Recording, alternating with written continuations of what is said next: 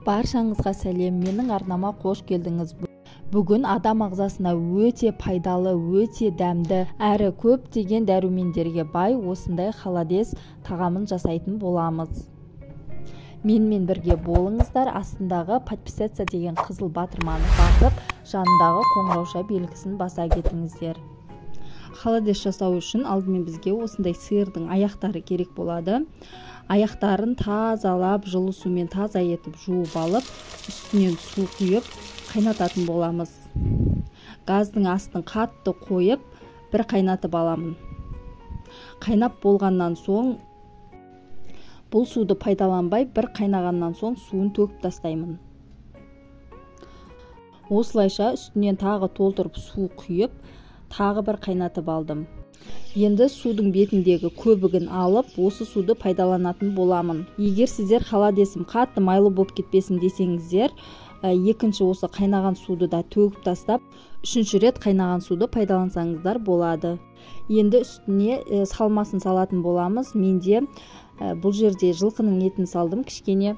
Сіздер кез келген етті салсаңыздар болады. Тауықтың еті болсын, қазы салып жіберсеңіздер де, сиырдың етін кез келген етті сала бересіздер. Үстінен сәбіз және чеснокты қостым. Чесноктың орнына сіздер пияз салсаңыздар да керемет дәм беретін болады. Өздеріңіздің қалауларыңызға қарай үстінен тағы кез келген дәмдеуіштерді салсаңыздар болады. Және үстінен бір қасық тұз қосып жіберіп, жақсылап араластырдым. 3 сағаттан соң сәбізбен етіміз піседі, оны бөлек алып алатын боламыз. Міне біздің сиырдың аяқтары пісіп дайын болды. Таза піскеннен кейін осылай еті сүйегінен ажырап, өздігінен бөліне бастайды. Міне осылай пісіп, шанышқымен тартқанда өздігінен үзіле беретіндей болуы керек. 7 сағаттың ішінде осылай қайнап, өте жұмсақ болып пісетін болады. Енді сүзгіштің көмегімен осының ішіндегі сүйектерді, еттердің барлығын сүзіп алатын боламыз. Ішінде сүйегі қалып кетпеуі керек. Болғаннан соң сорпамыздың өзін таза ыдысқа құйып, тағы да сүзіп алдым. Сүзгеннен соң сүзгіште біздің түбіндегі майда сүйектеріміз қалып қояды, сорпамыз әдемі болып шығады. Біздің сорпамыз дайын. Енді салмасын дайындаймыз.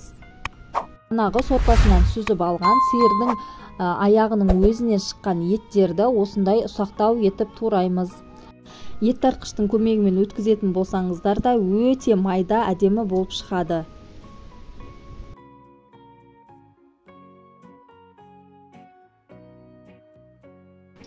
Одан соң жаңағы салып қайнатып пісіріп алған етімді турадым. Бұл етті енді міндетті түрде турау керек, себебі ет тартқыштан өткізетін болсаңыздар, өтпей піскен ет шайналып тұрып қалады. Кез келген піскен ет тартқыштан дұрыс өтпейді, сондықтан осылай қолмен ұсақтап турап шықтым.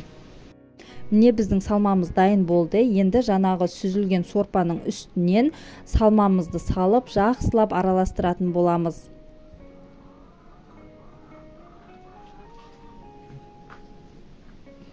Араластырып болғаннан соң сорпаның астын жай отта қойып 5 минуттай қайнатып аламын.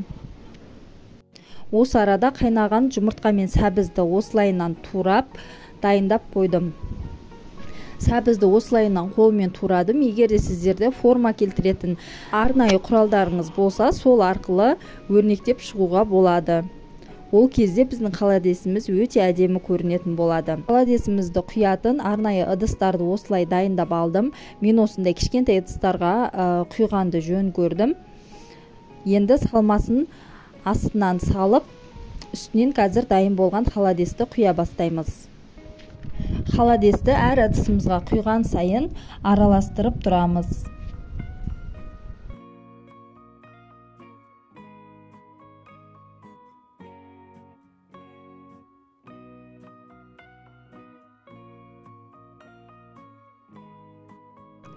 Енді қалған салмаларды үлкен ыдысқа салып шығып, үстінен қалған холодецімді құйып шықтым.